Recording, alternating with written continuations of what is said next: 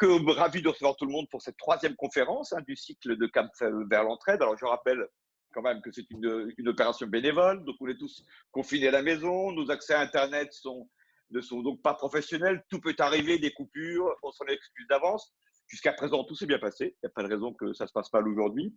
Alors, le 7 avril, on a reçu Aziza Tria et Barbara Marie sur le thème de la gestion des émotions. Quelque part, elle nous invitait à profiter de cette phase pour laisser venir ce qui vient, lâcher le contrôle et transformer tout ça et profiter de cette phase de confinement pour se transformer. Ensuite, la semaine dernière, nous avons eu Pauline Ponce, un thème très différent, mais finalement assez connecté sur l'art et l'enfance. Alors, l'invitation était quelque part profiter de cette phase pour se reconnecter à notre enfance et, comme tout artiste, redevenir enfant, recréer, se réinventer, profiter de cette phase de confinement pour transformer notre avenir. Et aujourd'hui, un thème qui tient à cœur, je pense que tous ceux qui vivent au Portugal, l'histoire du Portugal, les grandes découvertes. On en parlera plus en détail quand je présenterai Loïc Lecam. Je vais d'abord donner la parole à Julien et à Antoine pour introduire cette conférence. Et je crois qu'il y a un petit message également à passer. Merci beaucoup, Louis. Un grand message. Non, on va être très court. On va être très court, Antoine. Donc, on voulait juste prendre la parole 2 minutes pour remercier Louis à nouveau pour tes belles animations. Louis, c'est la 3e et on apprécie toujours autant ton animation. Tu as déjà remercié Loïc, que je suis ravi de rencontrer et ravi d'écouter ce soir, puisque j'ai une famille qui descend directement de ces découvertes, puisque ma femme est d'origine indienne, portugaise d'origine indienne. Donc, ma famille est teintée de ces découvertes, donc je suis ravi. Et on voulait simplement vous rappeler les 2-3 initiatives de Cap vers l'entraide.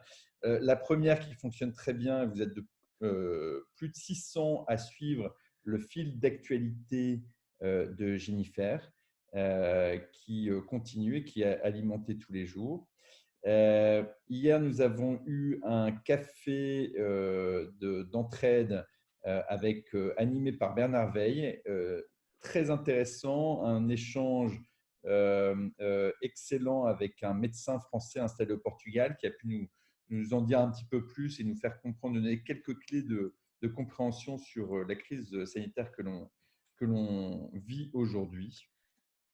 Et on aimerait déjà vous faire un peu de teasing sur le café d'entraide de la semaine prochaine, puisqu'on aimerait le faire autour des métiers de bouche. Donc, on invite tous les professionnels de l'alimentaire, restaurateurs, bouchers, boulangers, fruitiers et je ne sais quoi encore, français installés au Portugal à nous rejoindre. On aimerait échanger sur les mesures qui sont prises en ce moment. Ça peut être assez intéressant. Et puis enfin, vous annoncez que les replays seront bientôt disponibles sur le site pour que vous puissiez revoir toutes les conférences depuis la première. Enfin, dernier point, comme on vous l'avait annoncé la semaine dernière, nous avons souhaité, c'est d'ailleurs une idée de mon ami Antoine qui en parlera plus dans le détail après, soutenir une association portugaise qui s'occupe d'enfants en danger, qui s'appelle Casa das Costas, qui gère une maison qui accueille ces enfants en danger. Donc, inutile de rentrer dans le détail de type de danger qu'ils subissent. Cette maison a besoin d'aide pour continuer sa mission. On sait qu'aujourd'hui, les associations souffrent au Portugal et donc nous avons décidé de participer et d'aider cette association en particulier. Et nous recevrons sa présidente la semaine prochaine qui viendra nous parler plus concrètement de leur action. Et Antoine va vous expliquer un peu comment on s'y prend. Non, mais attends, j'ai des choses à dire avant. D'abord, je voudrais remercier Louis pour son animation fabuleuse. Te remercier toi aussi parce qu'effectivement, c'est un plaisir de travailler avec toi et de mener ce projet de Cap vers l'entraide. Et bien sûr, remercier Loïc, à qui j'ai posé la question sans point d'interrogation à la fin. Et il a accepté. Donc, Loïc, c'est un plaisir et un honneur de t'écouter après. Et je sais que ça va être passionnant. Une chose que je voudrais dire, Loïc, les Portugais ne sont jamais en Corse. On a été envahis par tout le monde sauf par les Portugais. Donc, c'est une précision importante. Et une fois, on fera une conférence sur tous ceux qui ont envahi la Corse, mais pas les Portugais. Alors, Alors, qu'est-ce que j'allais vous dire ce soir? Bon, je voudrais rappeler quand même pourquoi on a fait ce Cap de l'entraide et pourquoi on fait ces conférences. Je dirais qu'il y a deux objectifs. Le premier, effectivement, c'est de créer un site de rencontre, que ce soit les cafés, que ce soit les ateliers et les conférences, pour qu'on se retrouve tous dans cet environnement qui nous sépare. Mais il y a aussi un deuxième objectif qui est effectivement l'entraide, et l'entraide à des enfants portugais qui sont aujourd'hui en difficulté. Et cette conférence est le véhicule pour pouvoir entraider. Alors comment? Je vous l'ai expliqué la semaine dernière, c'est-à-dire à chaque fois que vous venez à cette conférence, que vous inscrivez et que vous venez, notre association Cap vers l'entraide donne 1 euro. Alors si vous êtes 100, ça ne fait pas beaucoup, ça fait 100 euros. Mais c'est un point de départ pour atteindre un objectif qui est de 1 000 euros par semaine. Et pour ça, il faut effectivement qu'on trouve des entreprises qui veulent bien nous aider. Ce n'est pas simple. On essaie de le faire, on avance bien, mais si vous pouvez nous aider, ça serait vraiment très sympa. On ne veut pas décrocher de ces 1 000 euros par semaine. C'est presque une goutte d'eau parce qu'effectivement, l'association qu'on a choisie, Casa das Corches, a un budget qui quand même est limité. Mais même si c'est une petite goutte d'eau, ça a fait un petit fleuve, une petite rivière et ça les aide beaucoup. Et ça, c'est pour aider des enfants qui aujourd'hui sont en difficulté et qui demain probablement seront encore plus en difficulté. Donc c'est un objectif qui nous tient tous à cœur, je pense, d'aider les enfants. Et vraiment, je compte sur vous. Vous pouvez aussi faire des dons personnels. On vous donne effectivement les moyens, comment faire un don. C'est pas compliqué du tout. Voilà ce que je voulais vous dire ce soir et puis effectivement continuez à venir nombreux, continuez effectivement à nous aider. Et maintenant, je laisse la parole à qui, Louis? Je ne sais pas moi.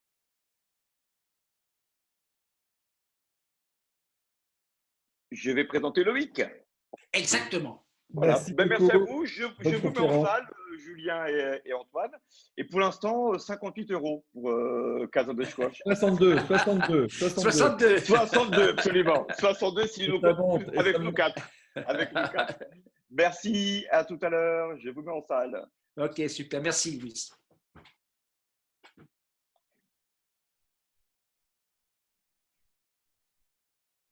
Voilà, à nous Loïc. Alors Loïc, merci à nouveau pour ta disponibilité.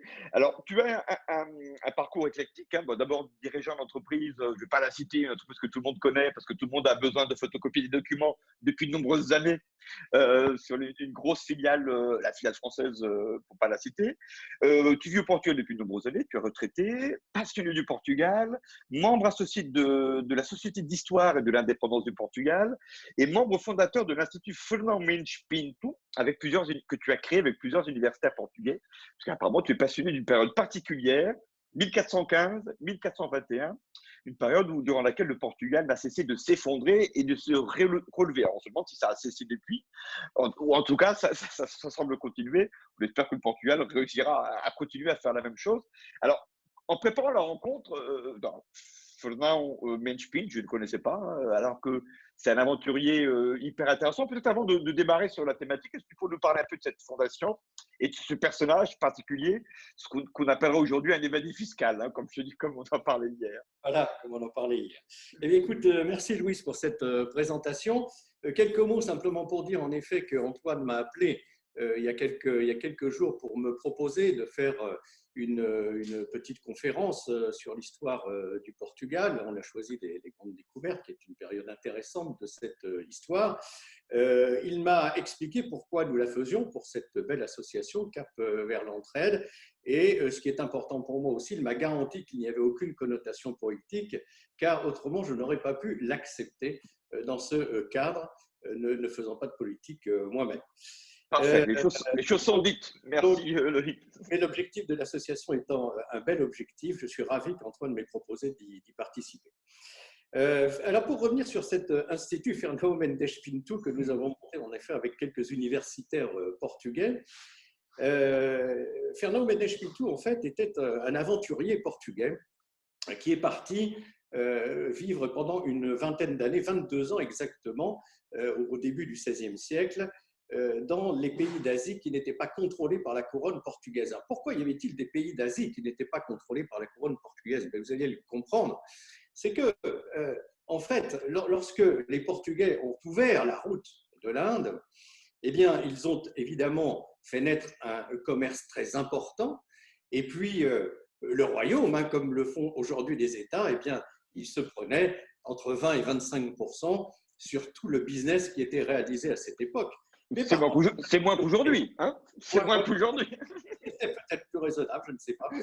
Mais en tous les cas, tous ces aventuriers qui partaient là-bas, qui étaient des militaires, qui étaient des marchands ou des aventuriers tout simplement, eh bien, essayaient de développer dans cette région un business sur lequel ils ne seraient pas taxés. Et c'est ainsi que beaucoup ont ouvert des commerces avec des pays comme le Vietnam, la Corée, la Chine, voire même plus tard le Japon, et sans payer de taxes au gouvernement portugais. Donc c'est une histoire qui n'est pas très très bien connue, ou en tout cas pas très très bien documentée au Portugal. Et Fernão Mendes Pinto, qui avait vécu une aventure absolument extraordinaire pendant ses 22 ans, qui a été fait prisonnier 7 fois, qui a été libéré 7 fois, soit par caution, soit en s'évadant, qui a approché les plus grands d'Asie. Mais quand il est revenu au Portugal, il s'attendait à ce que le roi lui serve une belle retraite. Ce ne fut pas le cas. Donc, il a d'abord gagné sa vie pour nourrir sa famille, eh bien, en apportant son aide et son vécu à des scientifiques de l'époque, notamment à des géographes. Et puis ensuite, avant de mourir, il s'est dit je vais laisser à ma descendance mon histoire. Et il a écrit un livre qui est très connu dans le monde, qui s'appelle Pérégrination, hein, qui est un livre qui fait pages, hein, donc vous en avez pour votre argent, comme vous le disiez. Mais en fait, comme il a écrit ce livre de tête plusieurs années après l'avoir vécu, il y a des erreurs. Il ne se souvenait pas de toutes les rivières, tous les fleuves, toutes les villes. Et certains historiens ont dit, mais il ne raconte que des bêtises, il a inventé tout ça. Et ce que nous faisons, nous, eh bien, nous faisons comme une enquête policière à partir de ce livre Pérégrination, et nous essayons de reconstituer le vrai du faux pour compléter l'histoire du Portugal de cette époque avec ces pays d'Asie qui n'étaient pas contrôlés par la couronne. Voilà. D'accord. Ça n'est pas, voilà, ça n'est pas le super. Donc, est-ce qu'à l'écran, là, parce que moi, je ne vois plus mes slides. Donc, alors maintenant, tu peux projeter hein, donc l'icône vers en bas. En attendant, je profite pour bien signaler à tout le monde que vous êtes… Partager l'écran, c'est ça, voilà. Voilà. Donc, nous sommes 69. Vous êtes maîtres tous de votre affichage. Donc, à chacun de configurer Zoom par rapport à l'affichage qu'il le veut. L'affichage que je retrouve mes slides, je vais donc pouvoir avancer avec vous. Alors, voilà. Et juste avant de démarrer, excuse-moi Loïc, on réservera un peu de temps à la fin pour des questions-réponses. Et j'invite déjà tout le monde à utiliser le chat s'ils veulent poser des questions. Je prendrai note. Et en fin de conférence, je te remettrai un peu les questions qui sont posées et qui auront été posées pendant ta présentation. On t'écoute, Loïc. Avec plaisir. Donc, pour parler de cette période des grandes découvertes qui fut en effet une des plus belles parties de l'histoire du Portugal, hein, puisque c'est à cette époque que le Portugal pouvait être considéré en termes de richesse comme peut-être le premier, le deuxième ou maximum le troisième pays européen. Eh bien, c'est une période qui a duré un peu plus d'un siècle et je vous propose de vous la présenter d'une façon chronologique. Et j'ai en fait retenu 3 grandes parties dans cette période qui se situe entre 1415 et 1520. Et dans ces 3 grandes périodes, il y a une première période entre 1415 et 1560, pendant laquelle vous voyez que les objectifs principaux des Portugais étaient de convertir les personnes qu'ils allaient trouver sur les terres sur lesquelles ils allaient. C'était bien sûr de découvrir, et puis c'était de commercer. Et puis, c'est aussi dans cette période de 1415 à 1460 qu'est né le commerce des esclaves en Europe, puisque le premier esclave africain fut rapporté au Portugal à Lagos en 1441. Et puis, dans la deuxième période, vous voyez, c'est important que l'objectif des Portugais va évoluer. Et ce commerce, qui était le dernier objectif du début des grandes découvertes, va en fait devenir tout à fait prioritaire à partir de 1460. On sent là l'envie de s'approprier le commerce des épices qui était entièrement détenu par les musulmans. Donc, découvrir, bien sûr, toujours, mais ensuite commercer et puis ensuite convertir. Et enfin, c'est pendant cette période de 1460 à 1520, on le verra tout à l'heure, que les Portugais ont arrêté la démarche un peu empirique des découvertes, vous savez, qui consistait à dire, ben voilà, on envoie un bateau qui va aller jusqu'à tel endroit, le suivant qui va partir va descendre 50 km plus bas sur la côte africaine, parce qu'ils ont eu un grand roi, dont on parlera tout à l'heure, qui a établi une vision, qui a établi une stratégie et qui l'a mis en route de façon opérationnelle, comme on le fait aujourd'hui dans les entreprises. Et puis, au-delà de 1520, j'allais dire, c'est la pleine maturité, c'est-à-dire les Portugais sont installés dans l'océan Indien, les Portugais ont lancé tout ce commerce des épices et ils vont maintenant en avoir le payback. Et la problématique, bien sûr, c'est de sécuriser ce commerce. La problématique, c'est de faire en sorte que leurs bateaux ne soient pas attaqués. Donc, ils vont construire de nombreux comptoirs, de nombreuses forteresses pour protéger toute cette route maritime du commerce. Alors, j'ai envie de dire que toute cette histoire a commencé un jour d'été en 1412 en Algarve. Et là, on a le prince Henri qui s'est retiré dans sa résidence d'été du côté de Sacre, dans le sud du Portugal. Et puis ce matin-là, Henri, il avait décidé en fait de passer la journée à travailler sur un thème qu'il affectionne particulièrement, qui était l'astrologie. Henri, c'est le troisième fils du roi Jean I, et c'est celui qui peut-être a fait les moins bonnes études par rapport à ses frères qui étaient des gens très très cultivés, ses frères et sœurs, mais il était lui beaucoup plus intéressé par la chasse, par les techniques de guerre, par les tournois. Mais à partir de l'adolescence, il a voulu rattraper le retard et il passait beaucoup de temps comme ça à étudier. Et ce jour-là, il avait décidé d'annuler toutes ses audiences et de passer sa journée à étudier dans son bureau. Donc, le matin, son chambellan vient, l'aide à se préparer, lui demande où il veut aller prendre ses repas ce jour-là, puisque vous savez qu'à l'époque, les palais, les châteaux n'avaient pas de salle à manger. Le châtelain, le maître des lieux, choisissait le jour même là où il voulait déjeuner dans la journée. Et puis, il se retire dans son bureau, qui était à côté de sa chambre, et il commence à travailler. Et en fin de matinée, son majordome vient le voir et lui dit « Vous avez un de vos écuyers qui demande à vous voir absolument. » Henri n'hésite pas une seconde, il sait que si on demande à le déranger, c'est qu'il doit se passer quelque chose d'important.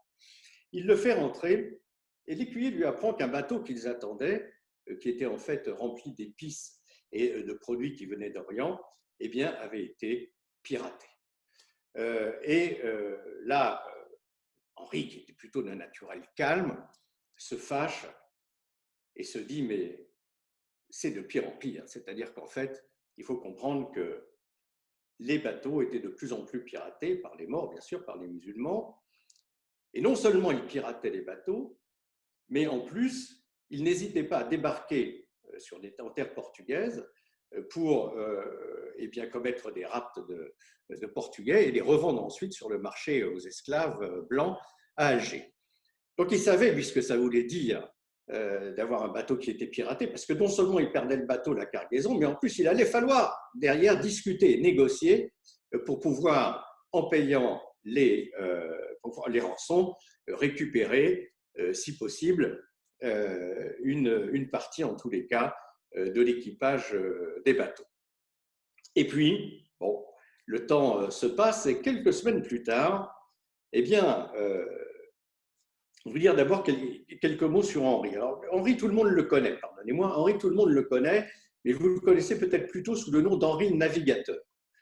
Nom d'ailleurs qui lui a été donné, mais à tort, parce qu'en fait, Henri le Navigateur, il n'aimait pas du tout naviguer. Il a pris le bateau, je crois, 2 fois dans sa vie, une fois pour aller à Ceuta, au Maroc, et une autre fois pour aller à Tanger, au Maroc également.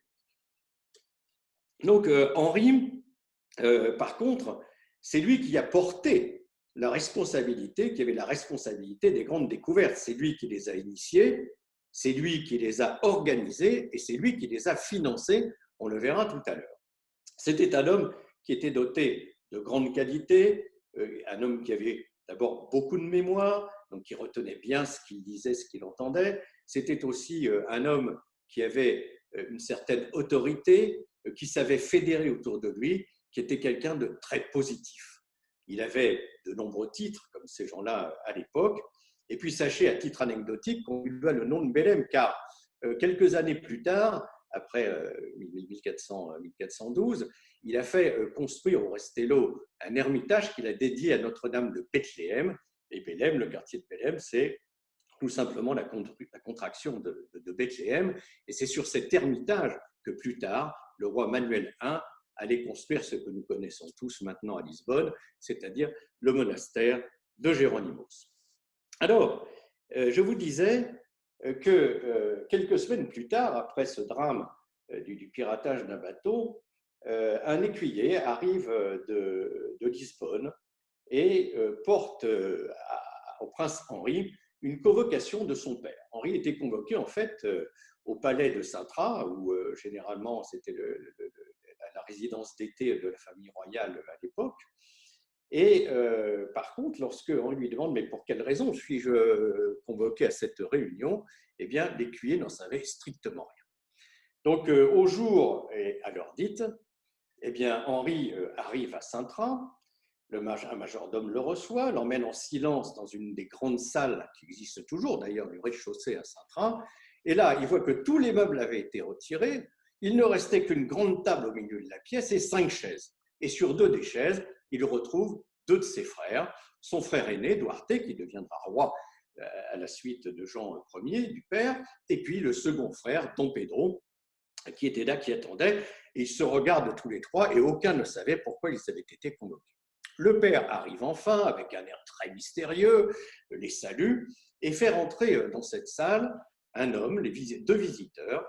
Et là, les frères reconnaissent en fait le prieur de Crato, qui était suivi d'un abbé qui portait dans les mains un grand sac plein de sable, de cailloux, de légumes. Là, tout le monde se regarde un peu interloqué, mais qu'est-ce qui se passe? Et d'un signe de tête, le roi Jean Ier eh bien, donne la parole à ce visiteur.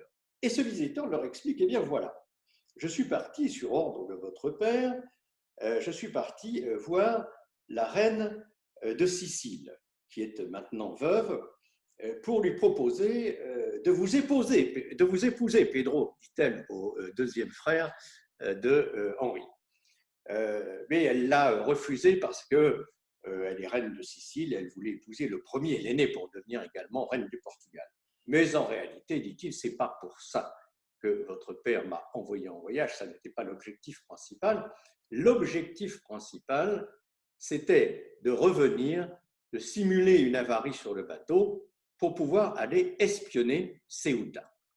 Je suis donc allé espionner Ceuta, j'ai pu sonder les fonds, m'apercevoir qu'il y avait suffisamment de fonds pour recevoir une flotte et débarquer là-bas à Ceuta. Et puis, je n'ai que des bonnes nouvelles à vous donner, parce qu'ils sont quasiment en guerre civile. La forteresse 7 est importante, mais elle est mal défendue. Donc, je pense qu'il est tout à fait possible eh bien, de débarquer à Ceuta et de prendre cette place forte. Bon intérêt pour les Portugais qui écoutaient, pour nos 4 membres de la famille royale, qui écoutaient d'une oreille très, très intéressée. Et puis à ce moment-là, l'abbé qui le suivait avec son sac de sable, de galets, etc., et ce sont les chroniqueurs de l'époque qui nous racontent ça, je n'invente rien, eh bien, il se met à faire sur la table une maquette de Ceuta et à montrer comment on pourrait assez facilement rentrer dans la ville et prendre possession de la ville. Et là, va s'engager une discussion entre le père, qui était plutôt conservateur, Jean Ier, et puis ses trois fils. Une discussion pour savoir si on doit ou pas déclencher une guerre pour aller essayer de prendre cette ville. Alors, le père était conservateur et il avait quelques raisons de l'être, car Jean I était un grand roi. Il avait installé la maison d'Avis à la suite d'un problème de succession. Donc, il remplaçait la maison de Bourgogne. C'est facile, au Portugal, il n'y a eu que 4 familles qui ont régné. La famille de Bourgogne, d'abord, ensuite la maison d'Avis, initiée par Jean I, puis ensuite les Espagnols, qui sont venus prendre le pouvoir pendant 60 ans, entre 1580 et 1640 au Portugal. Et enfin, à partir de 1640, la famille de Bragance, qui a régné, en fait, jusqu'à l'avènement de la République en 1910. Donc, c'est assez simple de ce côté-là au Portugal. Et donc, Jean I était un grand roi. Un grand roi très considéré par les Portugais. Pourquoi? D'abord parce que il a bouté hors du Portugal, les Castillans. Car à cette époque, à la suite, je vous le disais, d'un problème de succession, eh bien, c'était le roi de Castille qui, par alliance, ayant épousé l'héritière Béatrice, alors qu'elle n'avait que 10 ans, eh bien, pouvait se prévaloir de prendre le trône au Portugal. Et c'est Jean d'Avis qui a bouté qui a renvoyé les Castillans chez eux avec l'aide d'un personnage très important au Portugal qui s'appelle Nuno Alvarez Pereira, qui est leur plus grand guerrier, leur plus grand stratège, et à qui l'on doit, entre autres, pour ceux qui connaissent Lisbonne, ce fameux monastère des Carmels, cette église, ce vestige qu'il y a en haut du Chiado, ce vestige du tremblement de terre, et que Nuno Alvarez Pereira avait fait justement au XVe siècle pour remercier Dieu de lui avoir permis de gagner la grande bataille d'Aljubarrota, qui est une des plus grandes batailles du Portugal, où ils ont vaincu à 6 000 contre 30 000 les Castillans. Donc, il a, grâce à ça, si vous voulez, une aura très importante à son époque, ce roi, mais qui continue d'être vrai aujourd'hui. Et puis, la deuxième chose qu'il faut mettre à son actif, c'est qu'il a redressé l'économie du pays, qui était vraiment dans un état catastrophique. Et quelques années après le début de son règne, le Portugal est revenu dans une économie vraiment très développée. Et donc, il hésite à se lancer dans une guerre parce que le pays est prospère, tout le monde mange à sa faim, il n'y a pas de famine au Portugal, les cultures suffisent à nourrir le peuple. Il faut noter qu'ils sont moins d'1 million à l'époque. Et en plus, les vignes du Portugal produisent des vins qui sont très appréciés en Europe, et la balance commerciale est excédentaire, et donc ils exportent plus de vin qu'ils n'importent de produits dont ils ont besoin. Et ils ont besoin de 2 choses, on en reparlera, même de 3 choses, on en reparlera au cours de la présentation. Ils ont besoin de pain panifiable, de céréales panifiables, ils n'en ont pas. Donc, ils dépendent essentiellement, d'ailleurs, curieusement, de la Castille pour ça. Ils ont également besoin d'huile et ils ont besoin de sucre, puisqu'il n'y a pas de culture de canne à sucre au Portugal. Donc, ça, c'est un point qui milite plutôt le fait que le pays soit prospère, à ne pas désorganiser tout ça. La deuxième chose, c'est que pour arriver à ses fins, notre roi, il avance vers l'absolutisme.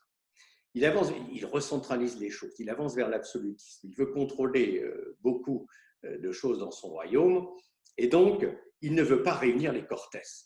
Et les Cortes, c'est une assemblée qu'on pourrait comparer chez nous à l'Assemblée nationale, dans laquelle vous avez la représentation du peuple, les représentants du clergé et les représentants de la noblesse.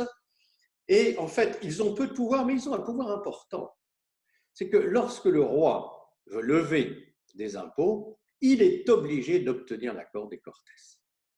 Et lui ne veut pas les réunir parce qu'allant vers l'absolutisme, il ne veut pas se payer des débats avec tous ceux qui sont contre, et notamment certaines familles nobles.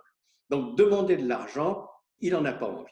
Et puis ensuite, eh bien, c'est tout simplement des préoccupations qui sont opérationnelles. C'est nous ne sommes pas assez nombreux pour faire une telle guerre. Comment va-t-on trouver des alliés et où va-t-on trouver des bateaux? Nous n'en avons pas pour emmener les soldats en Afrique du Nord.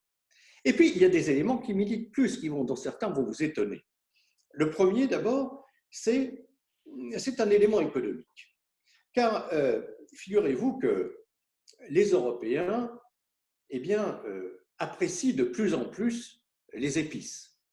Et les épices, elles viennent par la terre.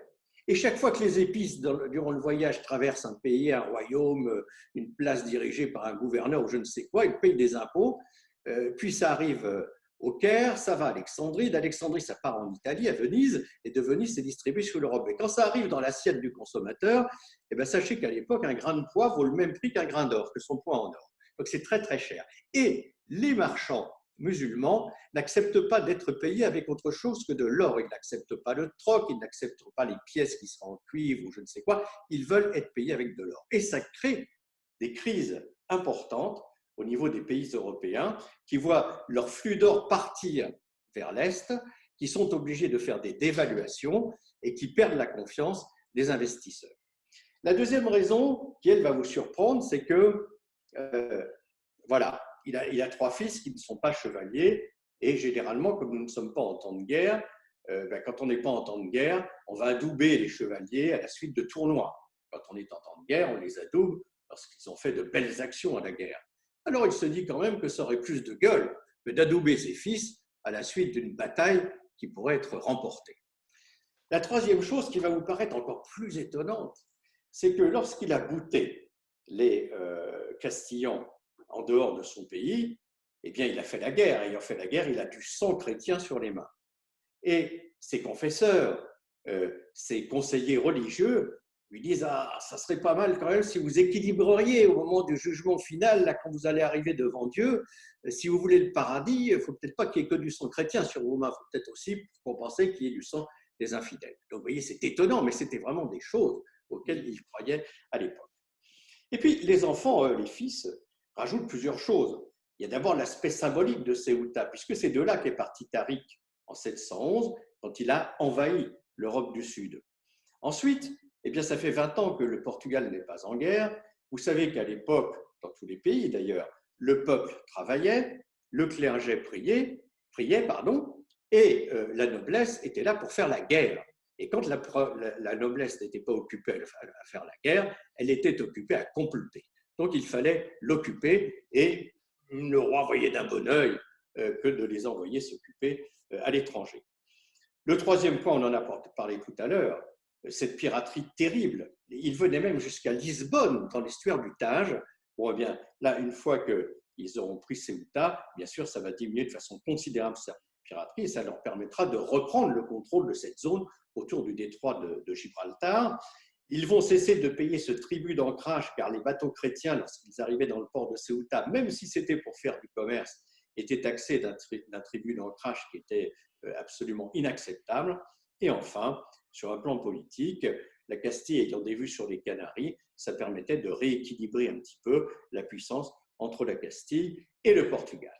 Donc la discussion a lieu autour de tous ces points et finalement, le roi décide et dit « Ok, on y va ». Mais on y va à une condition. Et moi, j'en rajouterai une deuxième dont je vais vous parler. La première condition, eh bien, c'est que le roi ne veut pas que ça coûte quoi que ce soit au royaume. Je vous rappelle qu'il ne veut pas réunir les Cortés, donc il ne veut pas que ça coûte quoi que ce soit au royaume. Et c'est ainsi qu'on va voir naître la première guerre privée, si je puis dire, puisqu'elle sera complètement financée par l'ordre du Christ, dont Henri, le prince Henri, est le maître, il est maître de l'ordre du Christ. Elle sera financée par de riches marchands bourgeois portugais et elle sera financée par les grandes villes portugaises, cette guerre. Et puis la deuxième condition que je mets moi, mais vous pensez bien qu'ils y ont pensé avant moi, c'est que pour être sûr de pouvoir prendre Ceuta, il y a quelque chose qui est absolument impératif, c'est l'effet de surprise. Il ne faut pas que les musulmans les attendent. S'ils les attendent, ils ne pourront même pas débarquer des navires. Et ça veut dire qu'il va falloir préparer cette guerre en essayant de faire en sorte que les musulmans qui occupent encore le sud de l'Espagne, je vous le rappelle avec le califat de Cordoue à cette époque, eh bien, pour qu'ils ne s'aperçoivent de rien et qu'ils ne se doutent pas qu'on est en train de monter une opération contre Tanger ou contre Ceuta. Donc, le Portugal va se mettre en route et pendant 2 ans, tout ce qui peut travailler, j'allais dire, va travailler pour préparer cette guerre. Ils vont construire des bateaux, ils vont en construire 200. Mais comme ça ne suffit pas, ils vont en louer 40 et c'est l'Angleterre qui louera la plupart des 40 bateaux manquants. Ils vont faire un recensement au Portugal. Ils vont recruter tout ce qui peut aller au combat. Alors là, les chiffres, selon les chroniqueurs et les historiens, sont très différents. Ils vont de 20 000 à 50 000 soldats. Je vous les livre tels que nous les donnent les historiens. Et puis, enfin, ils préparent tout ça. Ça se voit évidemment. Les Européens se demandent mais qu'est-ce qu'ils sont en train de faire? Où veulent-ils aller? Certains pensent même qu'ils vont aller attaquer la Hollande. Mais en tout cas, l'essentiel est sauf. Jamais les musulmans qui sont au sud de l'Espagne, à Grenade et à Cordoue, ne s'imaginent que c'est pour aller débarquer chez eux. Et c'était là l'essentiel. Donc, en juin 1415, la flotte est prête, on peut partir. Mais on ne part pas. On ne part pas. Pourquoi? Parce que nous sommes au XVe siècle. Et au XVe siècle, pour partir sur un enjeu pareil, il faut de bons présages. Et les présages ne sont pas bons. En effet, le pays est en train de se battre, déjà à l'époque avec une épidémie de peste. La reine Philippa a contracté la peste, mais la reine Philippa va demander à ses enfants et à son mari de venir la voir et va les engager, quoi qu'il arrive, qu'elle meure ou qu'elle ne meure pas, quoi qu'il arrive, à partir à Ceuta le jour de la Saint-Jacques. Donc là, le roi a cru recevoir un message divin. Cette pauvre reine Philippa de Lancastre, qui était une femme absolument extraordinaire de la famille royale d'Angleterre, cette pauvre reine est morte en juillet, je crois le 19 juillet 1415, et le jour de la Saint-Jacques, quelques jours plus tard, le 25 juillet 1415, Jean Ier et ses 3 fils aînés montaient dans la flotte et toute la flotte partait vers Ceuta.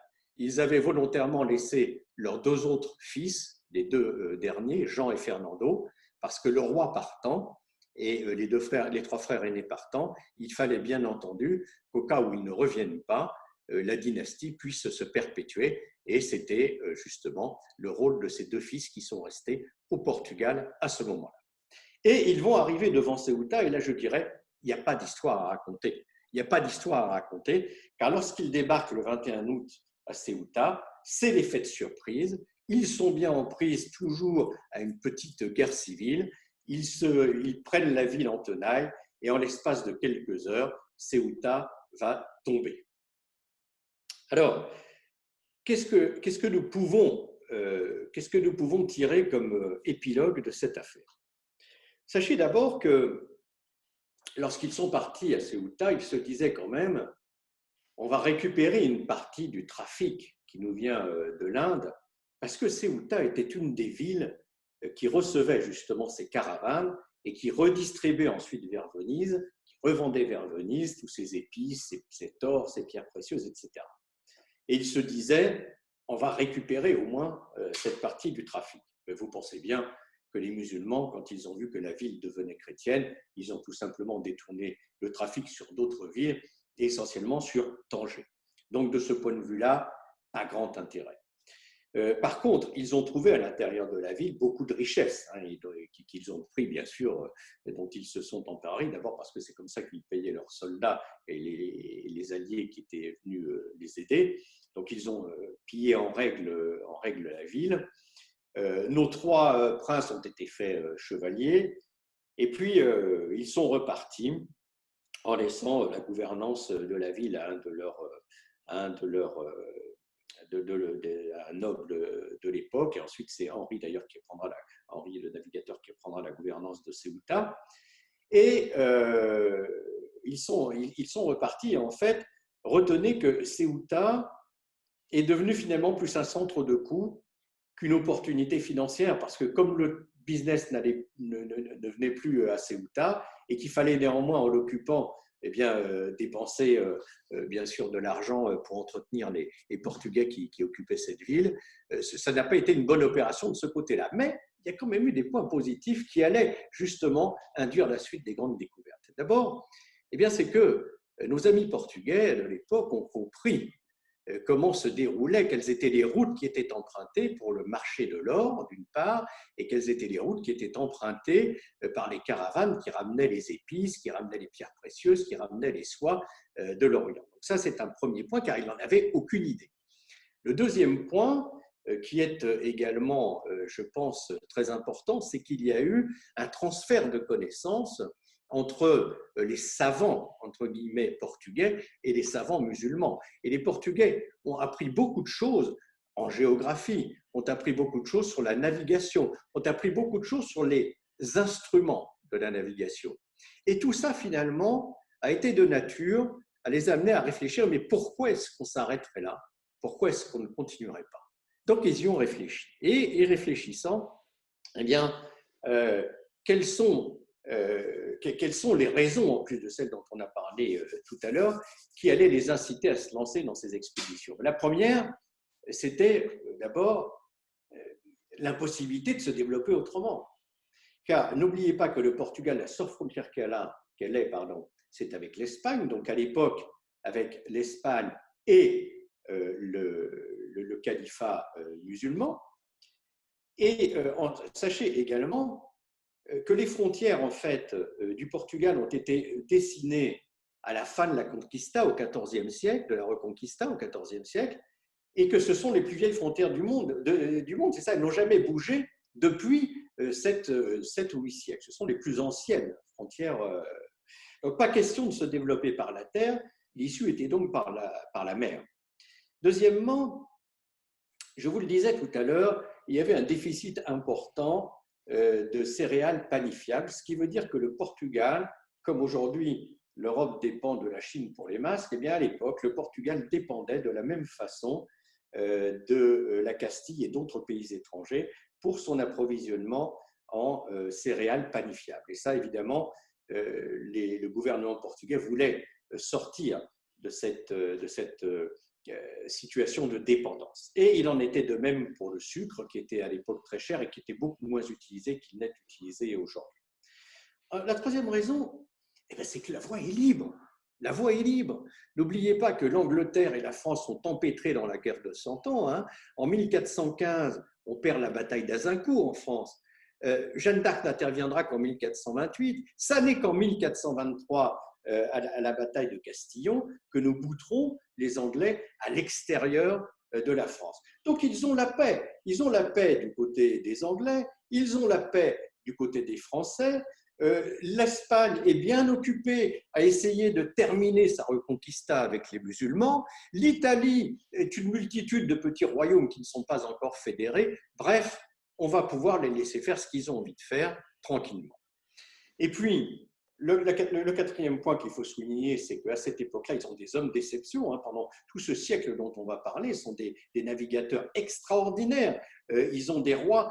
Les meilleurs rois du Portugal, ce sont ceux qui ont régné, pas tous, mais certains de ceux qui ont régné à l'époque sur le pays. Ils ont des bulles papales qui leur sont favorables, car ce sont les seuls à partir, entre guillemets, en croisade. Et la bulle papale est très importante pour un gouvernement, pour le gouvernement d'un pays, parce que la bulle papale autorise chaque fois le roi à prélever des impôts auprès du clergé dans son pays, ce qui n'est pas le cas s'il n'y a pas de bulle papale les autorisant, par exemple, à partir en croisade. Et puis enfin, il y a cette croyance hallucinante, la croyance dans l'existence du prêtre Jean. Alors, qu'est-ce que c'est que le prêtre Jean? Eh bien, le prêtre Jean, c'est une ancienne croyance où les Portugais pensent qu'il y a plusieurs siècles, un prêtre est parti dans le sud de l'Afrique, qu'il a monté un royaume, qu'il est très très riche, et si on pouvait faire la jonction avec cet homme-là dans le sud de l'Afrique, mais alors on pourrait prendre les infidèles, on pourrait les prendre en tenaille.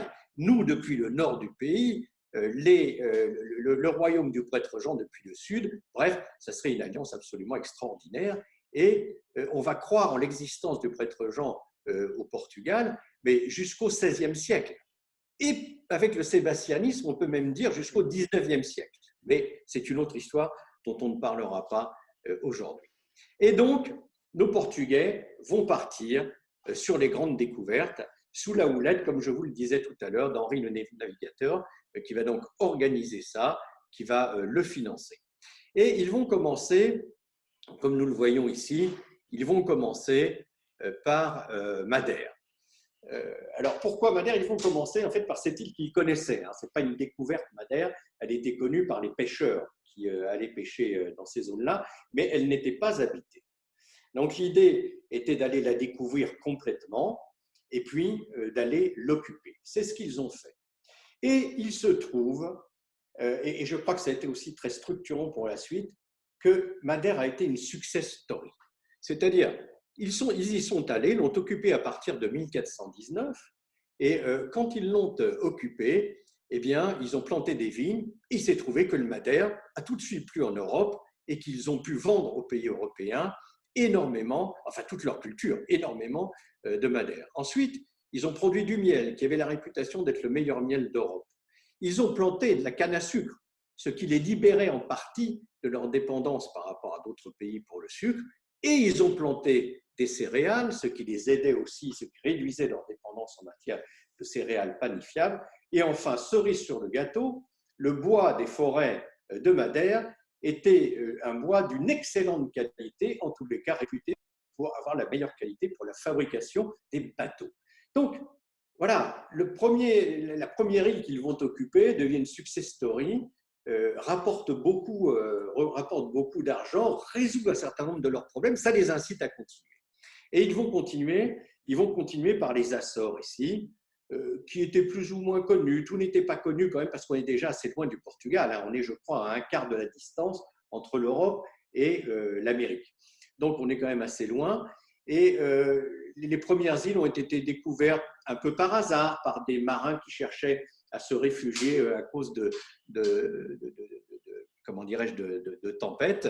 Et donc, ils ont essayé de reconstituer ici aux Açores ce qu'ils avaient fait à Madère. Et c'est ainsi qu'ils ont notamment fait un grand succès aux Açores avec les céréales panifiables. D'ailleurs, ils ont arrêté de les produire à Madère pour n'y mettre que de la vigne à l'époque, et ils ont produit toutes leurs céréales panifiables aux Açores. Et les Açores, vous voyez que c'est assez loin, donc là, on commence vraiment à être dans la conquête maritime, et ils se disent, bon, eh bien maintenant, on va descendre vers le sud. Car vous remarquerez qu'ici, ils sont allés vers l'ouest. Pourquoi?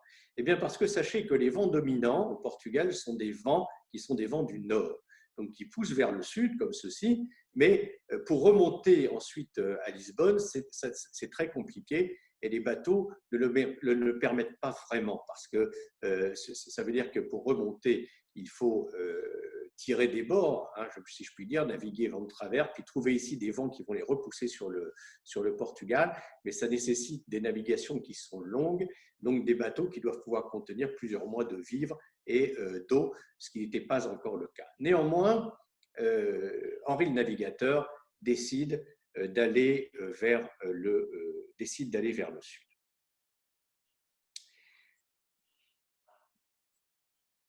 Voilà. Et là, pour aller vers le sud, eh bien, il y a un hic. Et ce hic, c'est le cap de Bojador. Je ne sais pas si vous avez entendu parler du cap de Bojador. Le cap de Bojador, vous le voyez, il est situé au Maroc, à l'ouest du Maroc. Il est situé en fait au pied du Sahara. Et il est considéré à l'époque comme un cap absolument infranchissable. Et là, je vais vous demander de faire un tout petit effort d'imagination pour vous remettre dans le contexte de l'époque. À cette époque-là, la plupart des gens considèrent que la Terre est plate.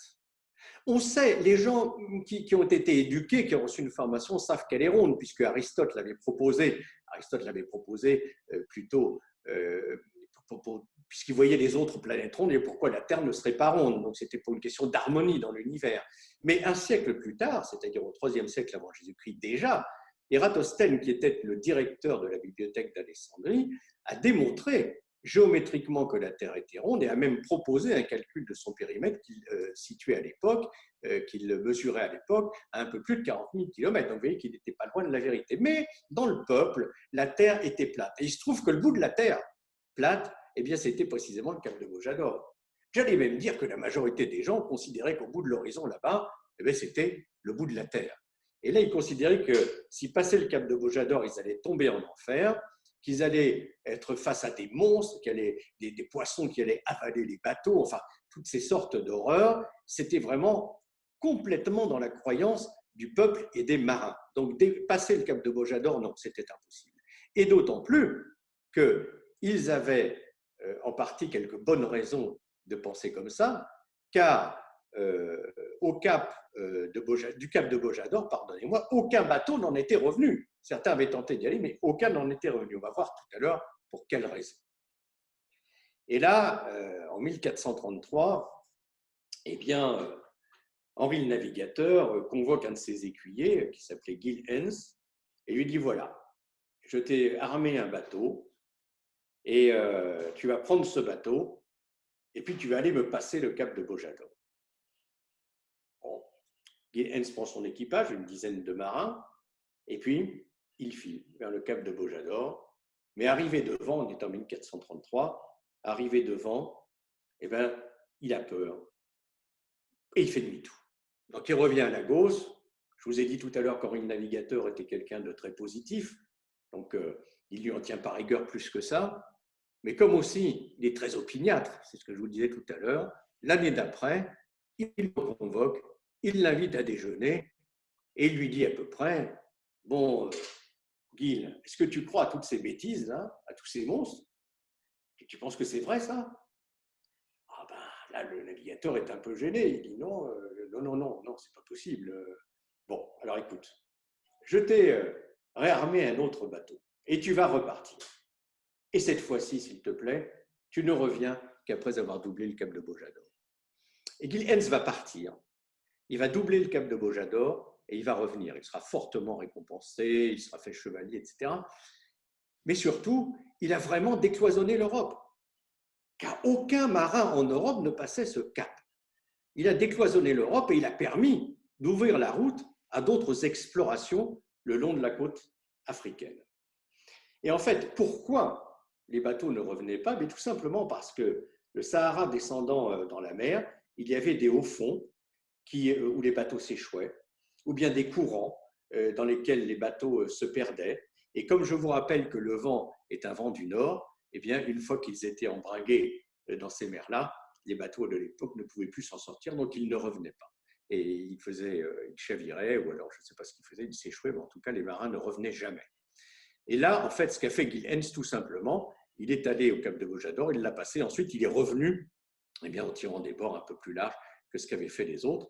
Vous avez vu ici son bateau que je vous ai montré. Il faut savoir qu'à l'époque, ils s'appelaient ça des barques. C'était des bateaux de 12 à 15 mètres qui avaient un plat-bord, qui n'avaient pas de pont, donc il fallait y coper sans cesse. Et c'est d'ailleurs, je crois, le dernier petit bateau qui a servi à ce genre d'expédition, puisque après, ils ont conçu la caravelle, et c'est avec des caravelles qui étaient beaucoup plus faites déjà pour la navigation hauturière qu'ils ont poursuivi leur chemin.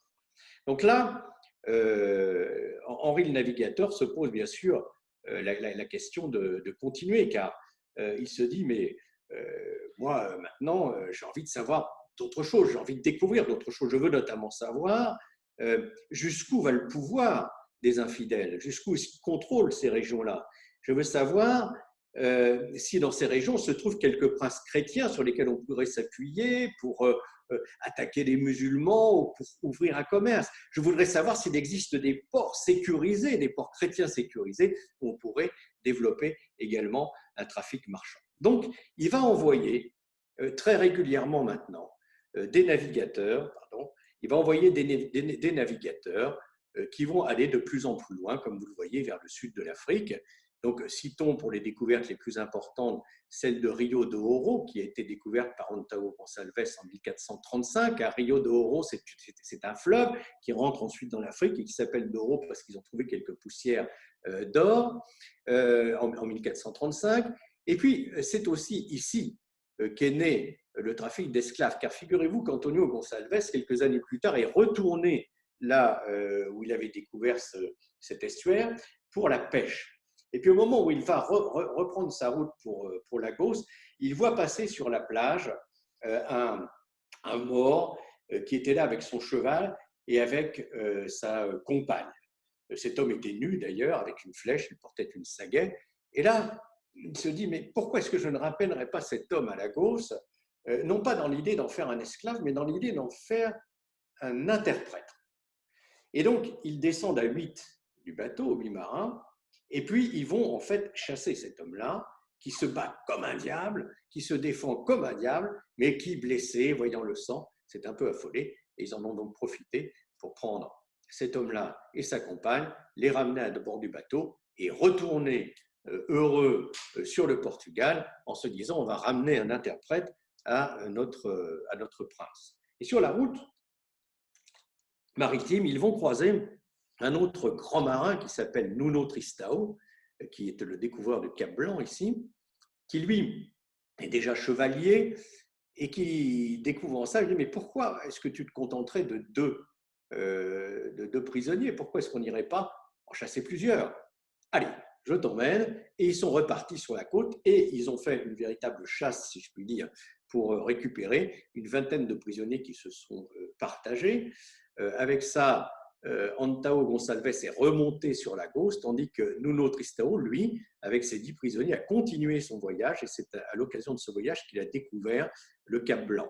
Il en a profité pour adouber Antão Gonçalves chevalier, et Gonçalves est arrivé à Lagos, et le trafic d'esclaves était donc né. On va voir tout à l'heure d'ailleurs que ça a eu beaucoup d'importance pour le Portugal. Sachez pour l'anecdote que ce premier, entre guillemets, esclave ou interprète, on est passé de l'interprète à l'esclave en fait, s'appelait Udaú, qu'il faisait partie des grandes familles princières africaines et qu'il fut échangé quelques années plus tard contre une autre dizaine d'esclaves africains. Et puis ensuite, ils ont continué, comme vous le voyez, vers le sud. Ils sont arrivés à la presqu'île du Cap-Vert au Sénégal. Ensuite, ils sont descendus jusqu'en Guinée-Bissau. Et Nuno Tristão, qui avait participé justement à la capture de ses premiers esclaves, a été tué justement lors d'une chasse aux esclaves. Il a reçu une flèche empoisonnée et il est mort sur son bateau à ce moment-là. Et puis ensuite, ils ont découvert cette île en remontant sur le Portugal. Alvise Cadamosto a découvert l'île du Cap-Vert, qui est une île vraiment stratégique à cette époque-là, qui était une île stratégique pour on le verra tout à l'heure, pour les Portugais, puisque lorsqu'ils descendaient sur la route d'Anne comme ceci, eh bien, c'était sur cette île-là qu'ils s'arrêtaient pour faire le plein en vivres et en eau potable. Et puis, vous voyez, on arrive en 1462. On arrive là au golfe de Guinée, et puis, eh bien, l'exploration et les expéditions vont là prendre un coup de frein, pour plusieurs raisons. La première, c'est que Henri le Navigateur est mort. Il est mort en 1460, et Henri le Navigateur a donné son héritage à son frère, et son frère était beaucoup plus occupé à essayer de faire augmenter cet héritage que plutôt de continuer à dépenser de l'argent pour faire des découvertes. Et le roi, qui s'appelait le roi Alphonse à l'époque, qui était le neveu d'Henri le Navigateur, lui était beaucoup plus préoccupé par sa campagne africaine et par ses vues sur le trône castillan que plutôt par les grandes découvertes. Donc, il va y avoir un stop qui va être donné pendant plusieurs années, un peu plus d'une dizaine d'années, et il faudra attendre 1474 pour que tout ça reparte. Mais avant de parler de la deuxième phase, tirons les leçons de cette première phase pour dire simplement, vous le voyez ici sur ce slide, l'essentiel, c'est-à-dire que les profits qui ont été réalisés avec l'Orient, qui ont été réalisés avec l'or, pardonnez-moi, les matières premières et les produits de la pêche sont énormes pour l'époque, que les Portugais ont eu l'opportunité de concevoir, de dessiner des cartes complètes des vents et des courants d'Afrique, et que finalement, ce trafic des esclaves, qui est né en 1441, comme on l'a vu, s'est avéré extrêmement lucratif, peut-être même d'ailleurs le plus lucratif, beaucoup plus lucratif, pardon, que le trafic des marchandises. Alors, un petit mot sur ce trafic d'esclaves. N'imaginez pas qu'à l'époque, tout le monde trouvait normal de voir ces gens arriver d'Afrique et être considérés comme des esclaves. Je parle au Portugal. Non, non, pas du tout. Il y avait déjà des débats à l'époque et certains ne trouvaient absolument pas ça normal. Pourquoi priver ces gens-là de liberté, etc. Bon. Le prince Henri, lui, il avait bonne conscience. Il se disait, bon, moi, je les sauve. Ils étaient païens, ils vont devenir catholiques et devenant catholiques, ils vont pouvoir accéder au paradis. C'est comme ça qu'ils se donnaient bonne conscience.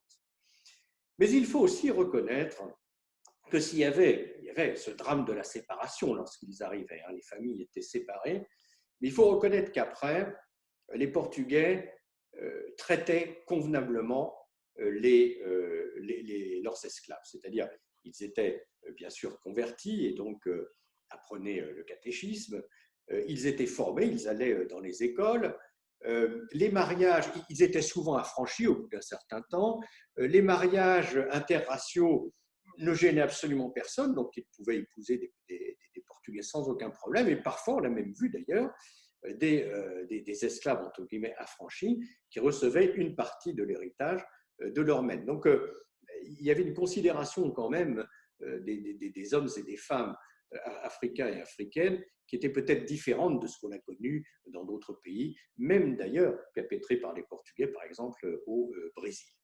Et vous voyez que… Donc, ça n'a pas toujours été comme ça, même au Portugal, c'est bien ça? Voilà. Et donc, juste un petit aparté, il est 19h pile, on est passionné, tout le monde est passionné, tout le monde est super concentré. Juste pour qu'on ait une idée plus ou moins de combien de temps tu nous consacres encore, qu'on puisse s'organiser. Écoute, je pense un quart d'heure, on peut, si ça va à tout le monde, un quart d'heure, puisque on avait trois quarts d'heure, j'ai dû commencer vers quart ou 20, je ne sais pas, je n'ai pas regardé. Passionnant, les commentaires sont… On est tous passionnés, c'est juste pour le savoir. Parfait. Je me laisse un peu aller, je reconnais. Donc, sachez simplement, vous le voyez, qu'en 1505, 140 000 esclaves au Portugal, soit 12% de la population, ce qui est absolument énorme. Donc, la deuxième phase va être lancée par Jean II, un roi extraordinaire, beaucoup plus grand encore que Jean I, qui n'a régné que 14 ans, qui a pris lui aussi un Portugal dans une très mauvaise santé derrière son père qui était Alphonse, qui n'avait pas su profiter de l'héritage de Jean Ier et de Duarte. Et il va remonter le Portugal et surtout, il va faire plusieurs choses très importantes. La première, c'est qu'on va arrêter la démarche un peu empirique des grandes découvertes et il va construire une vision et une stratégie et fixer des objectifs. Et en fait, sa vision, elle était claire. Ce qu'il voulait, c'est que le centre de l'Europe ne soit plus le bassin méditerranéen, mais que ce soit l'Atlantique et bien sûr que ce soit Lisbonne. Et pour ça, il voulait prendre aux musulmans le trafic, le commerce des épices. La deuxième chose, c'est que ce roi s'entourait de compétences, c'est-à-dire qu'il privilégiait la compétence au sang. Et sachez qu'il fut le premier à faire ce que l'on fait aujourd'hui dans le monde des entreprises, à lancer une opération de détection des potentiels, des hauts potentiels, si je puis dire, au Portugal. Et quand il avait un poste important à pourvoir, eh bien, c'est dans cette liste qu'il allait le chercher, que la personne soit noble, qu'elle ne le soit pas. Du headhunting. Il faisait du headhunting. Il faisait du headhunting déjà à l'époque. Chasseur de tête. Voilà. Et la troisième chose qui les a beaucoup aidés, c'est que les rois catholiques ne voulaient plus d'autres religions que des chrétiens en Espagne. Donc, ils ont banni en fait les Juifs d'Espagne et Jean II en était ravi car il les récupérait. Et à côté de son gouvernement, qui était composé de nobles, bien sûr, car il n'a quand même pas cassé toutes les habitudes, eh bien, il avait constitué un deuxième cabinet, un deuxième gouvernement, pardonnez-moi, avec qu'il appelait le Conseil des savants, et dans lequel il avait les gens les plus instruits, les gens les plus instruits du pays, donc les meilleurs spécialistes en géographie, en médecine, en astrologie, en astronomie, enfin tout ce que vous voulez. Et dedans, il y avait une grande partie, 70% environ, des Juifs qu'il avait récupérés de l'Espagne. Et donc, il décide, comme je vous l'ai dit, il fixe pour objectif d'aller prendre ce commerce des épices aux musulmans. Mais pour ça, c'est très compliqué. Il faut ouvrir cette route, et ouvrir cette route, il y a de nombreux obstacles. D'abord, existe-t-il vraiment un passage entre l'Atlantique et l'océan Indien? On ne le sait pas. Si on va là-bas, où va-t-on pouvoir s'arrêter pour se ravitailler? Où est-ce qu'on va trouver des pilotes locaux une fois qu'on sera dans l'océan Indien pour nous aider à avancer avec nos flottes? Dans quel port va-t-on pouvoir s'approvisionner en épices? Quels sont les ports marchands? On ne le sait pas.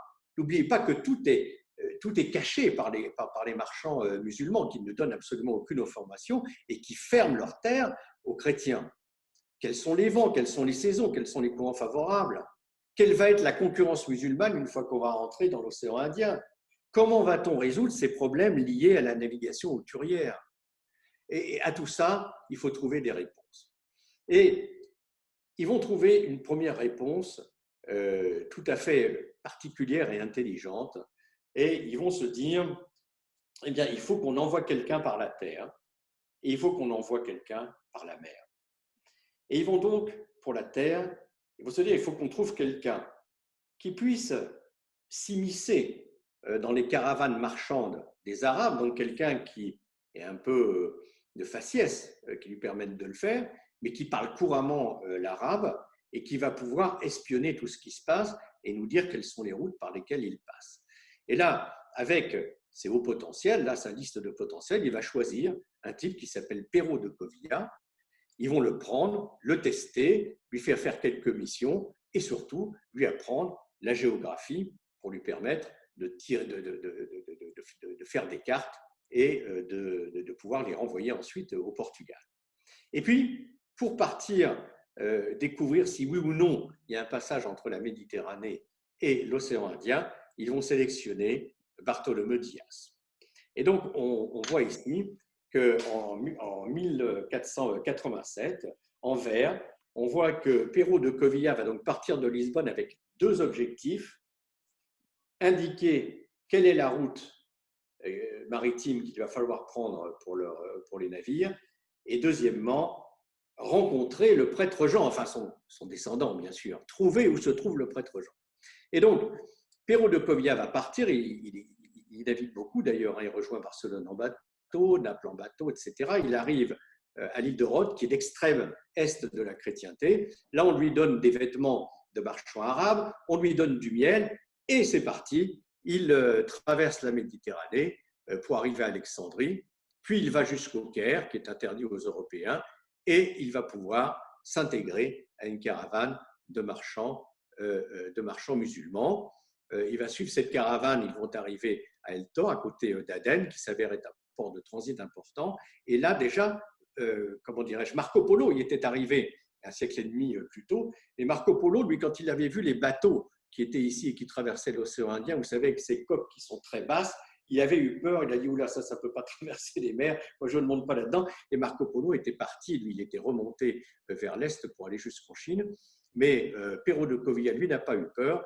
Il est monté à bord de ces bateaux. Il est arrivé en Inde, à Cananore. Ensuite, il est allé à Goa, où il a recommandé de créer un comptoir. Et ce fut fait. Et Goa fut même d'ailleurs la capitale portugaise du Portugal en Inde. Et puis ensuite, il est arrivé là où il fallait arriver, c'est-à-dire à Calicut, ici. Et c'est à Calicut qu'il a en fait découvert un port où se passait une grande partie du trafic de l'Orient.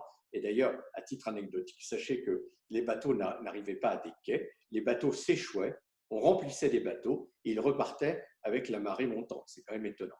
Mais ça ne suffisait pas, parce que quand on vient de l'océan Atlantique ici, avant d'arriver en Inde, il y a quand même un petit bout de chemin. Donc il fallait trouver quels étaient les endroits où leurs bateaux pourraient s'arrêter et pourraient ravitailler. Il a donc repris des bateaux ici pour traverser l'océan Indien dans l'autre sens.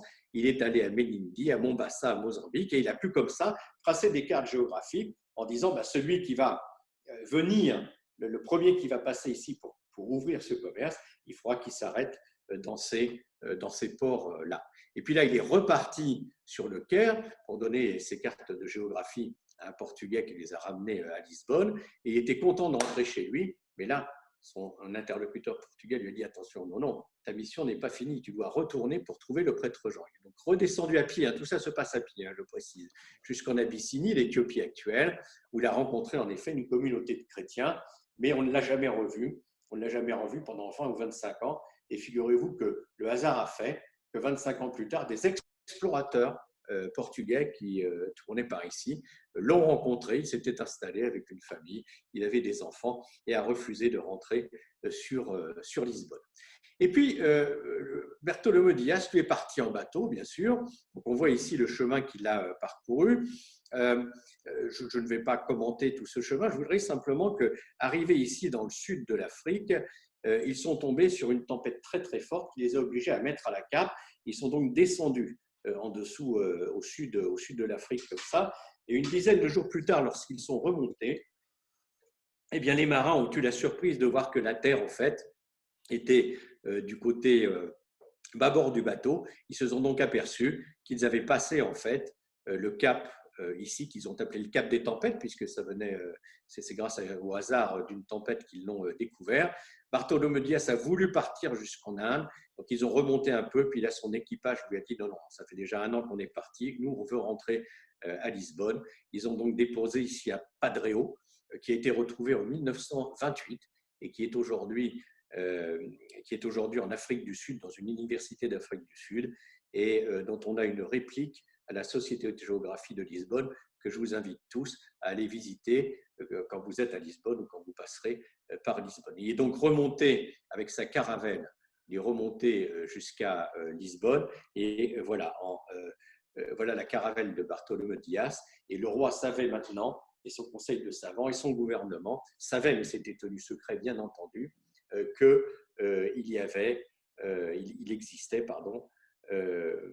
existait un passage entre l'océan Atlantique et l'océan Indien. Mais pourtant, il ne va rien se passer pendant une dizaine d'années. Alors beaucoup se disent, mais comment ça se fait qu'il ne s'est rien passé 10 ans? Pendant 10 ans, ils auraient dû envoyer des bateaux tout de suite. Non, en fait, ce n'est pas si simple que ça. Pendant 10 ans, ils ont préparé le voyage de Vasco de Gama, parce qu'il n'était plus question de partir sur des petites caravelles comme ça, on y allait pour faire du commerce, donc il fallait des bateaux beaucoup plus grands. Donc il fallait des vents qui soient tout le temps des vents portants, donc il a fallu découvrir, on le verra tout à l'heure, les vents portants, les courants, et ça a été 10 ans d'expérience à travers plus de 200 voyages. Mais au moment où ils auraient pu partir, eh bien le roi hésitait encore. Et pourquoi le roi hésitait? Eh bien il avait une raison absolument fondamentale que vous allez comprendre. Vous avez vu tout à l'heure qu'en 1974, il avait signé avec les Castillans le traité d'Alcobaça. Il mettait fin à leur guerre. À travers Alcobaça, les Portugais reconnaissaient que le trône castillan était aux Castillans, les Castillans que le trône portugais était aux Portugais. Les Portugais reconnaissaient la possession des Canaries par les Castillans reconnaissaient la possession de Madère et des Açores pour les Portugais. Et puis, ils se sont partagés le monde au traité d'Alcobaça. Ils se sont partagés le monde, voilà, par une ligne comme ceci, où au nord de cette ligne, eh bien ici, le nord de cette ligne appartenait aux Castillans et le sud de cette ligne était la zone d'exploration des Portugais. Le traité d'Alcobaça, d'ailleurs, à travers ça, est le premier traité, si vous voulez, où on s'est partagé des terres sans l'accord des gens à qui elles appartenaient. C'est la naissance des colonies, en fait, à cette époque-là. Et il était bien embêté parce qu'on savait bien ce qu'il y avait ici. Ici, on le savait déjà plus. Mais ce qu'il y avait derrière, l'Inde, est-ce qu'elle était là? Est-ce qu'elle était là? Et le roi était bien embêté parce qu'il se dit, ben alors, tout cet argent qu'on dépense, tout cet investissement qu'on fait, on va arriver dans l'océan Indien, mais on va se retrouver en territoire castillan. On ne va pas pouvoir avoir le payback de nos actions. Donc ça l'ennuyait beaucoup. Et il ne savait pas comment il allait pouvoir casser ça. Et puis, le hasard a fait que quelque chose s'est présenté qui lui a permis à cette bête politique de résoudre le problème. Figurez-vous qu'en 1490, il reçoit une demande d'audience d'un officier de la marine portugaise. Cet officier vient le voir et lui dit, sire, il y a une autre route possible pour aller en Inde, c'est de partir vers l'ouest. C'est plus simple et c'est beaucoup plus rapide, beaucoup plus court. Et financez-moi 3 bateaux et je vais vous le démontrer. Et cet homme, vous le connaissez tous, c'est Christophe Colomb. Et là, bien sûr, Jean II l'écoute avec une oreille très intéressée. En même temps, il doute. Et puis lui, il sait qu'il y a un passage par le sud de l'Afrique. Alors, il réunit son conseil des savants. Et son conseil des savants lui dit non. L'Inde est beaucoup plus loin que ne l'imagine Christophe Colomb. D'abord, il se trompe dans la mesure dans les mesures qu'il fait. Alors, attendez que je ne dise pas de bêtises. Je suis en train de relire mes notes. Oui, le degré, voilà. Il dit le degré de la Terre, il l'estime à 84 km, alors qu'en réalité, il est à 111 km. Donc, quand vous additionnez ça au fait qu'il se trompe sur la proximité de l'Inde, en fait, quand il croit que l'Inde est à une distance de quelques semaines de navigation, c'est en fait beaucoup plus loin. Et puis, Colomb a des exigences financières importantes pour faire cette opération. Jean II lui refuse donc le financement de l'opération et il ne veut pas diluer ses moyens. Il veut consacrer tout son argent à cette route du Sud et préparer le voyage de Vasco de Gama. Donc, Christophe Colomb se retire, il va voir les rois catholiques. La Ferdinand, le roi, est contre. mais la reine Isabelle est plutôt pour, elle est conseillée en tous les cas dans ce sens-là, et ils vont financer le voyage de Christophe Colomb en Amérique. Mais chose curieuse, lorsque Christophe Colomb va revenir, eh bien, il va s'arrêter à Lisbonne. Et certains pensent qu'il s'est arrêté pour faire regretter au roi de ne pas avoir financé, puisqu'il avait découvert les Amériques, Christophe Colomb, tout en croyant avoir découvert l'Inde. Il a été persuadé jusqu'à sa mort qu'il était arrivé en Inde. Il a d'ailleurs appelé ses habitants les Indiens. Mais non, il s'arrête à Lisbonne. Moi, je ne crois pas qu'il allait se moquer du roi, parce que ça ne se fait pas, surtout à l'époque. Ce n'était pas le genre de choses qui se faisait. Mais des historiens très sérieux émettent l'hypothèse que Colomb était aussi un espion du roi portugais. Et en tout cas, Colomb l'a informé de ce qui s'était passé et lui a indiqué par quelle route il était passé. Puis il est reparti en Espagne. Et donc, Jean II a profité de ce voyage de Colomb pour créer une crise diplomatique lui permettant de renégocier le traité d'Alcobaça. En disant, mais Christophe Colomb est passé par nos terres, pour arriver en Inde, il est passé par le dessous de cette fameuse ligne, donc je vais envoyer mes bateaux là-bas et ces îles m'appartiennent. Donc crise diplomatique, on se remet autour de la table et on va signer ce fameux traité de Tordesillas qui est considéré comme le plus beau coup diplomatique de l'histoire de la diplomatie, puisque, en fait, au lieu de laisser cette séparation selon un axe qui était, comme vous le voyez, d'est en ouest, on a mis une séparation qui était nord-sud, qui permettait d'être sûr aux Portugais que toute cette région-là leur appartiendrait. Si les Castillans ont signé, c'est parce qu'ils pensaient, eux, arriver en Inde par l'ouest, comme le leur disait Christophe Colomb. Et cerise sur le gâteau, eh bien, la première ligne qui était proposée passait par les Açores et le roi Jean II a réussi à négocier que ces lignes soient repoussées de plusieurs centaines de lieues en expliquant que pour aller dans leur région, ils ne voulaient pas passer par le territoire espagnol et comme les vents les poussaient de ce côté-là, eh bien, ils voulaient pouvoir être chez eux en allant comme ceci vers l'océan Indien. Et lui savait, semble-t-il, en repoussant la ligne de quelques centaines de lieues, il empochait à bon compte le Brésil. Et c'est ce qui s'est passé en réalité. Donc, ils vont donc préparer maintenant le voyage de Vasco de Gama. On n'a plus le temps de parler de l'homme, mais je voudrais simplement vous montrer comment s'est effectué le voyage de Vasco de Gama. Vous voyez que Vasco est parti de Lisbonne en 1497, le 7 juillet. La veille, il a fait un dîner avec le roi, parce que le roi voulait lui rappeler qu'il n'était pas un découvreur, mais qu'il était un diplomate, et que son rôle était de négocier des contrats et non pas de faire des nouvelles découvertes. Et donc, il s'était lancé avec 4 bateaux et environ 170 marins. Ils ne sont revenus d'ailleurs qu'à 150, qu'ils ne sont revenus qu'à 54, pardonnez-moi. Ils sont partis, ils se sont arrêtés, comme vous le voyez, au Cap-Vert pour se ravitailler. Ensuite, ils se sont laissés pousser comme ça, vous voyez, vers les alizés, avec les alizés. Et puis, ils sont allés jusqu'au tropique du Capricorne, où là, ils ont trouvé des vents qui venaient de l'ouest et qui les ont rabattus ici sur la côte africaine. Ils sont arrivés dans les ports que Pedro de Covilla avait annotés pour qu'ils s'arrêtent là pour trouver des pilotes, pour faire le plein. Et ils sont arrivés à Calicut, où ils ont pu négocier avec les Indiens les premiers contrats entre l'Inde et le Portugal. Ça ne s'est pas fait tout seul, mais il faudrait 1 heure pour le raconter. C'est une autre histoire intéressante. Ne croyez pas que ça se refait tout seul. Ça a été un voyage très, très difficile. En tous les cas, ils sont revenus. Là, le scorbut a décimé les marins. Ils ont même été obligés d'abandonner 2 bateaux sur les côtes. Ils les ont brûlés pour que les musulmans ne récupèrent pas leur technologie. Et ils sont arrivés à 2 bateaux sur 4, malheureusement.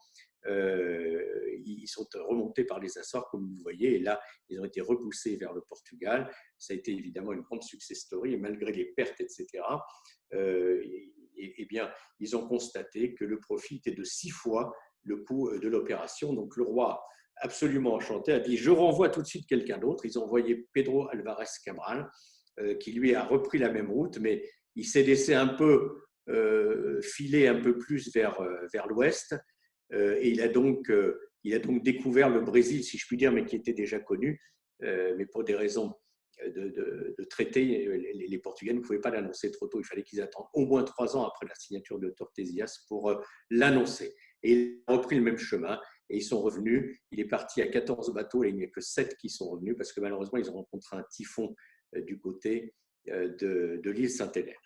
Donc voilà, on va arrêter là cette première partie de l'histoire des découvertes. Je vous présente néanmoins une carte pour vous montrer quelle était l'étendue de l'Empire portugais après 1518, donc vous voyez que c'était un empire absolument énorme. Et puis, en conclusion, eh bien, je laisse la conclusion au grand écrivain du Portugal, qui est Luís de Camões. Vous savez tous certainement que la fête nationale du Portugal, c'est le jour de la mort de Luís de Camões, qui a écrit les Lusiades, dans laquelle il magnifie tous ces héros, tous ces navigateurs, et dans laquelle il magnifie le peuple portugais. Vous voyez, que la renommée cesse de proclamer les victoires d'Alexandre et de Trajan. Je chante les enfants de Lusus auxquels Mars et Neptune ont obéi. Héros de Virgile et d'Homère, écoutez des exploits qui surpassent les vôtres. Ce sera ma conclusion. Merci beaucoup Loïc, passionnant. Alors quelques questions-réponses. Je vais me permettre de cesser le partage d'écran. Alors tout d'abord, certaines félicitations, bravo, parce qu'effectivement c'était passionnant, notamment Jean-Jacques Jacques. Une réaction de Anna qui d'abord t'appelle sur tu as parlé que tu as dit que Christophe Colomb était officier de la marine portugaise, que tu peux revenir dessus. Oui. En fait, Christophe Colomb, qui n'était pas portugais, est rentré dans la marine portugaise à l'âge de 14 ans. Il y est resté plusieurs années et il s'est d'ailleurs marié avec la fille du capitaine de son bateau. Donc, il a été dans la marine portugaise pendant de nombreuses années. D'accord. Ensuite, Elisabeth commente que la caravelle de Bartolomé Dias peut se voir au musée de Mossel Bay en Afrique du Sud. Commentaire. Ensuite, Anna te demande ce que tu penses du livre Idées reçues sur les grandes découvertes aux éditions Chandaigne. Est-ce que tu connais? Tu peux me redire Idées reçues sur les grandes découvertes aux éditions Chandaigne. Est-ce que tu en penses? J'ai lu ce livre, mais je l'ai lu il y a déjà je l'ai lu il y a 3 ou 4 ans. Mais il fait partie des livres qui m'ont aidé à me faire ma propre opinion sur l'histoire de cette période. D'accord. Comme toujours, il faut lire plusieurs livres parce que les livres ne racontent pas forcément toujours les mêmes choses. Bien sûr, on continue à avoir des commentaires passionnants. Merci Loïc. Et une autre question de Anna. Est-ce que tu as vu le film Peregrinações, donc Pérégrination, et si tu le conseilles? Je ne l'ai pas vu. J'ai lu en grande partie le livre. Il y a 1000 pages écrites en tout petit. Donc, je n'ai pas encore terminé, mais j'en ai lu quand même une grande partie maintenant. Mais je n'ai pas vu le film, non, malheureusement. D'accord. Merci beaucoup, passionnant. Alors effectivement, peut-être que ça vaut la peine d'envisager une autre conférence pour la suite, et pour rentrer particulièrement dans cette aventure de Vasco da Gama, qui est un des grands personnages à un moment clé de l'histoire du Portugal. Donc, est-ce qu'en résumé, on oserait dire que d'Espagne, nem bom vento, nem bom casamento, malheureusement dans l'histoire du Portugal, d'Espagne, ni beau vent, ni beau mariage, si qu'à moi j'avais raison, que tout est fini quand sont venus les Espagnols au Portugal. Conclure là-dessus, ce n'est pas très joli, ce n'est pas très européen. Pour conclure, qu'est-ce que tu dirais sur cette aventure maritime portugaise? Ce que je dirais, c'est que on a du mal à imaginer le courage de ces hommes, on a du mal à imaginer leur créativité, on a du mal à imaginer tout ce qu'il a fallu abattre comme frein. D'ailleurs, souvent, quand je parle de ces grandes découvertes, je la compare finalement à la conquête de la Lune dans notre époque plus contemporaine. Et en effet, quand John Fitzgerald Kennedy, en 1962 à Houston, propose à son peuple, il lui dit We choose to go to the moon. Eh bien, il faut comprendre que c'était d'une difficulté moindre que les grandes découvertes, car les astronautes savaient où ils allaient. À 99, ils savaient ce qu'ils allaient trouver, à 99,9%. Et s'ils tombaient en panne, s'il se passait quoi que ce soit, et on l'a vu d'ailleurs, ils pouvaient, puisque ça s'est passé une fois, ils étaient secourus par des équipes qui travaillaient pour eux. Il n'était pas question de ça pour les grands découvreurs. Il n'était pas question de ça. Il fallait qu'ils se débrouillent, il fallait qu'ils inventent tout, il fallait qu'ils découvrent tout. Et on a du mal à se l'imaginer, mais c'était vraiment des hommes de grande valeur, des hommes absolument extraordinaires. Et ce qui semble que ce qu'eux les portaient, c'est cette croyance du prêtre Jean. C'est derrière cette croyance qui fait qu'ils ont dépassé leur résistance. À quel point les croyances, parfois, peuvent être utiles, même quand elles sont mauvaises. Merci beaucoup, passionnant. Ça continue à fusiller, beaucoup de commentaires. Bravo, c'est intéressant. On veut voir le replay. Passionnant, vraiment. On a bu tes mots, Loïc. Merci pour tout. Merci pour ta générosité, toutes ces informations que tu nous as données. Effectivement, le replay sera très prochainement disponible. Vous recevrez donc les infos à travers les canaux d'information de l'opération Cap vers l'entraide, notamment sur YouTube. Merci beaucoup. Un petit mot avant que tu Bien sûr. Tu sais, comme font les gens à la télévision, tu sais, qui disent, je voudrais dire bonjour à papa et à maman. Bon, moi, c'est pas. Je t'en prie. Malheureusement. Tu as le droit. Tu as le droit. Regarde là-haut. Mais non, simplement, je voudrais remercier mes copains, mes amis, ma famille qui m'ont envoyé des tas de messages très positifs aujourd'hui, hier, et à qui je n'ai pas eu le temps de répondre, et simplement leur dire merci, et que j'allais bien sûr maintenant pouvoir prendre le temps de leur faire un petit mot, et je les embrasse tous. D'accord, le message est passé. Merci à toi, Loïc, et à très bientôt. Au revoir à tous, à bientôt, à mardi prochain, 18h, 19h, sur le même lien Zoom et à travers le site pour vous inscrire. Au revoir, merci encore, Loïc. Au revoir.